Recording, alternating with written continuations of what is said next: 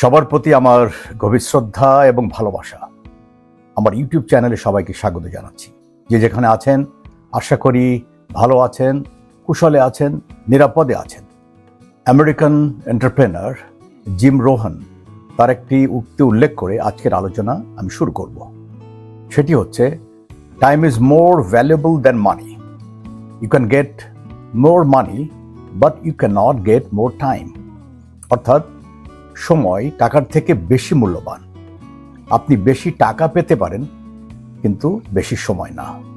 একটা Chinese proverb আছে, সেটা হচ্ছে, an inch of time is worth an inch of gold, yet you cannot buy an inch of time at an inch of gold. অর্থাৎ 1 ইঞ্চি সময়ের দাম 1 ইঞ্চি সোনার সমান, কিন্তু আপনি 1 ইঞ্চি সময় 1 ইঞ্চি সোনা দিয়ে কিনতে পারবেন না। এটা একটা প্রাচীন চাইনিজ প্রভার্ব বা চীনা প্রবাদ। এর অর্থ হচ্ছে, সময় অমূল্য সম্পদ। এটি এমন কিছু নয় যা বিনিময় করা বা জিতে নেওয়া বা কোনো জাদু বলে এর আবির্ভাব ঘটানো যায়। আমাদের সবার জীবনে প্রতিদিনের জন্যে ৮৬,৪০০ সেকেন্ড বরাদ্দ থাকে। আর এই বরাদ্দ use it or lose it, অর্থাৎ ব্যবহার করো অথবা হারিয়ে ফেলো, এই নীতি মেনে চলে।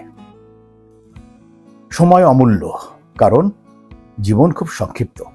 আমরা কেউই জানি না যে পর মুহূর্তে আমাদের জীবনে কি ঘটতে চলেছে। আমরা এটা জানি যে ব্যাংকে কত টাকা ব্যালেন্স আছে, কিন্তু আমরা এটা জানি না যে আমাদের জীবনে কতটুকু সময় বাকি আছে, ব্যালেন্স আছে। টাকা হারিয়ে গেলে বা অপচয় হয়ে গেলে কষ্ট করে হলেও তা আবার উপার্জন করা যায়, কিন্তু সময় বয়ে গেলে, সময় চলে গেলে শত চেষ্টা করেও তা আর ফেরানো যায় না। সময়ের মূল্য আমরা অনেকে সঠিকভাবে অনুধাবন করি না, তাই আমরা আমোদ আহ্লাদ করে, হাসি তামাশা করে সময় নষ্ট করি, যা আমাদের জীবনের সাফল্য আনার জন্যে কোনো কাজে লাগে না। সময়ের মূল্য সম্পর্কে খুব বিখ্যাত একটা প্রবাদ আছে, সেটি হচ্ছে, time and tide wait for none. সময় ও স্রোত কারোর জন্য অপেক্ষা করে না।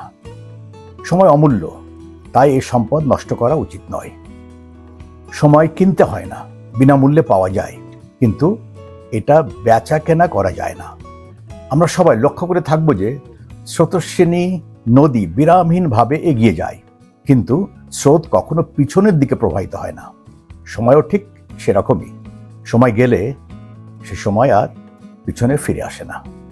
সে প্রেক্ষিতে আজকের আলোচনার বিষয়, আপনার বর্তমান সময়কে সঠিক মূল্যায়ন করুন। Value your present time.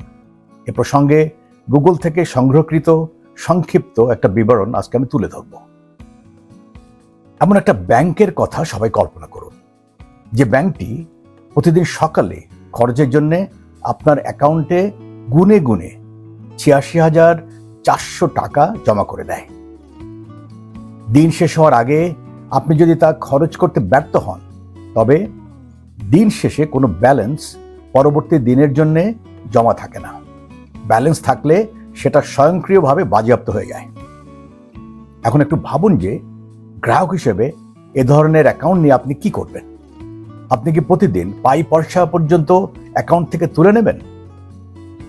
আমরা সবাই কিন্তু এমন এক একটি ব্যাংকের অ্যাকাউন্টের মালিক, আর সে ব্যাংকের নাম হচ্ছে সময়। প্রতিদিন সূর্যোদয়ের সাথে সাথে আপনার অ্যাকাউন্টে ৮৬,৪০০ টাকা করে জমা হয়ে যায়, আর পরবর্তী সূর্যোদয় পর্যন্ত সেটা থাকে। প্রতিদিন সূর্যোদয়ের আগেই আপনি যদি তা থেকে ঠিকমতো ব্যয় করতে ব্যর্থ হন, তবে তা বাজেয়াপ্ত হয়ে যায়। সে অ্যাকাউন্ট যেমন কোনো ব্যালেন্স রাখে না, তেমনি সে অ্যাকাউন্ট থেকে কোনো অগ্রিমও নেওয়া যায় না।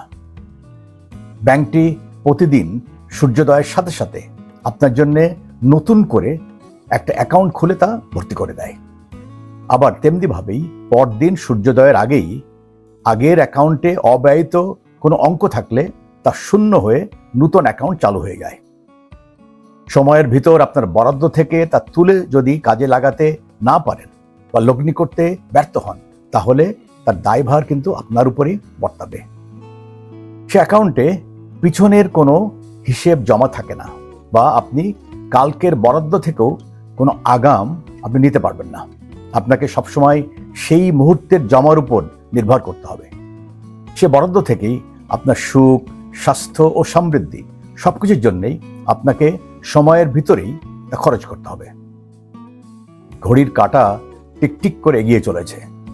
প্রতিটি ক্ষণই আপনার জন্য মূল্যবান। সে মূল্য যদি জানতে চান তবে নিচের প্রশ্নগুলো জিজ্ঞেস করতে হবে।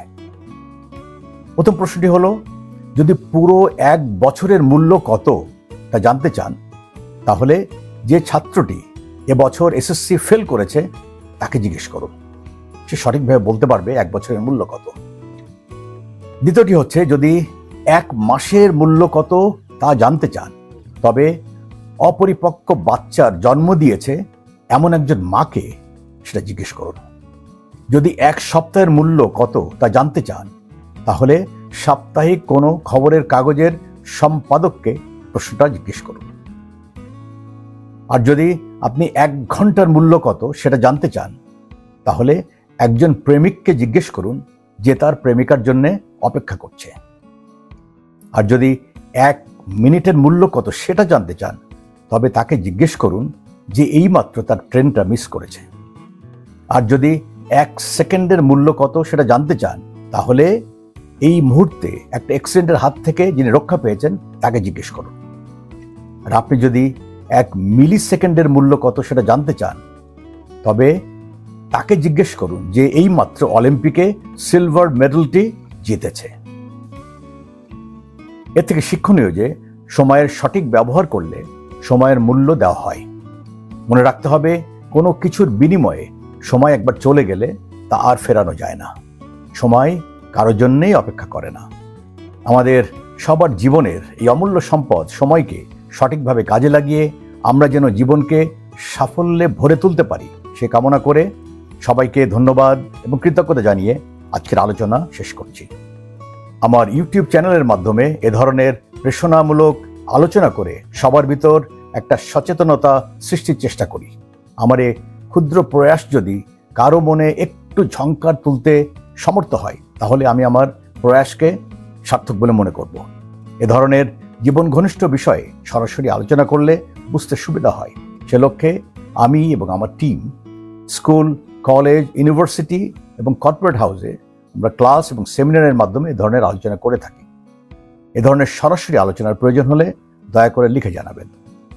সাথে থাকার জন্য ধন্যবাদ এবং কৃতজ্ঞতা। আমার চ্যানেল যদি আপনাদের ভালো লাগে তাহলে চ্যানেলটি লাইক, কমেন্ট এবং সাবস্ক্রাইব করে সাথে থাকবেন আশা করি। সবাই ভালো থাকুন, সুস্থ থাকুন। মানবিকতাই মানব ধর্ম। Humanity is human religion.